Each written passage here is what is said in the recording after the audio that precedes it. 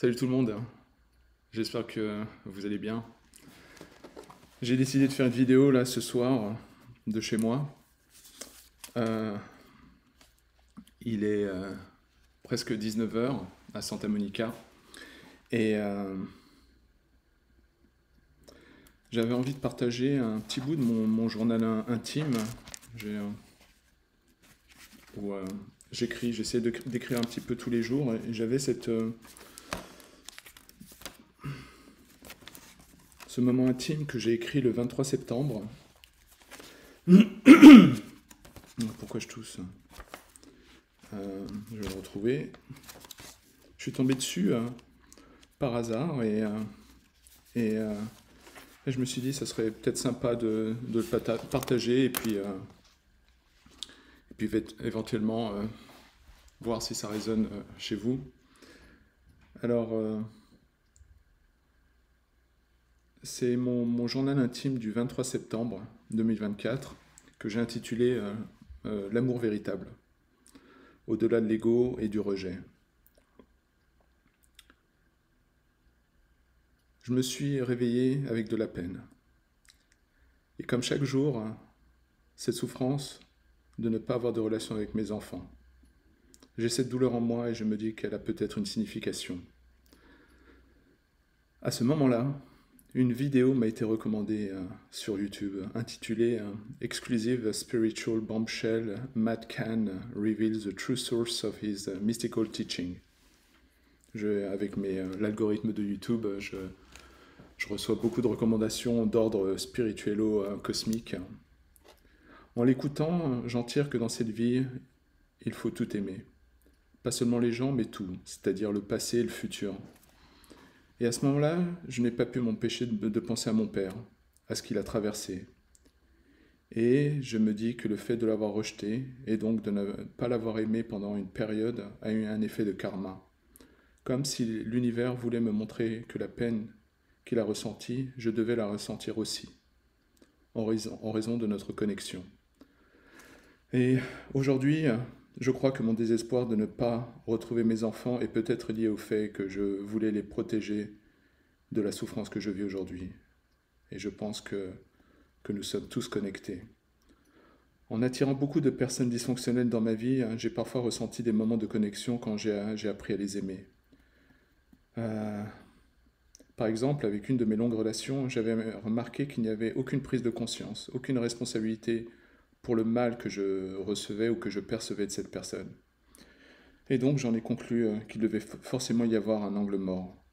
Je parle ici d'une de mes ex. Un jour, à ma grande surprise, j'ai osé lui dire au téléphone, écoute, tu sais, quand tu cries sur moi, je le vis très mal. J'ai l'impression d'être un monstre. Et j'ai pu lui dire ça, et ça m'est venu du fond du cœur. Et elle m'a répondu, je suis désolé. Et je crois que je n'ai eu que 2 fois des excuses de sa part dans ma vie. Et je me suis dit alors, peut-être que l'amour, lorsqu'on aime réellement, est palpable, et l'autre le ressent au-delà des mots. Il y a aussi un autre moment de ma vie où j'ai confronté une de mes sœurs, euh, qui a aussi un certain nombre de problèmes comportementaux ou pathologiques, et qui peut avoir des comportements ultra explosifs. Et un jour, je lui ai dit, il y a bien longtemps, écoute, je ne supporte pas ton comportement un peu mafieux. Nos disputes me fatiguent, et il me faut parfois un mois pour m'en remettre. Mais ça ne m'empêche pas de t'aimer. Et je commence à penser que peut-être les souffrances que j'éprouve ne sont pas spirituelles, mais plutôt liées à mon ego qui souffre. Et puis récemment, euh, lorsque j'ai appris que mon fils a décidé de changer de nom de famille, je l'ai vécu comme une immense douleur. C'est comme si mes souffrances s'accumulaient, sans fond. Et puis je me suis dit, mais qui suis-je pour comprendre le sens de tout ça? Tout cela est peut-être un passage obligé. Peut-être que le fait que mon fils ait fait cela reflète le rejet que j'ai infligé moi-même à mon père. Cette énergie de rejet semble perdurer, et je commence à comprendre Certains pourraient appeler ça karma, d'autres une connexion entre les générations et le temps, mais aujourd'hui je réalise qu'il n'y a qu'une seule voie, celle de l'amour, l'amour véritable, l'amour au-delà de l'ego. Et je pense que pour être aligné avec l'univers ou le créateur, il faut apprendre à aimer. Aimer et désirer aimer. Aimer tout le temps, aimer le passé, le présent, le futur.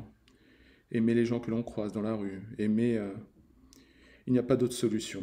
Peut-être que l'amour est un retour à notre nature originelle, celle de la connexion, celle de l'âme primordiale. Voilà. C'était Hatem Ben Abdallah le 23 septembre 2024. Donc voilà, je vous ai fait un petit partage de mon journal intime. Et voilà, je voulais partager à peu près où j'en suis dans mes pérégrinations spirituello-intellectuello-cosmiques. Voilà. Voilà, c'est tout ce que j'avais à dire. Merci à vous tous. À bientôt. Ciao.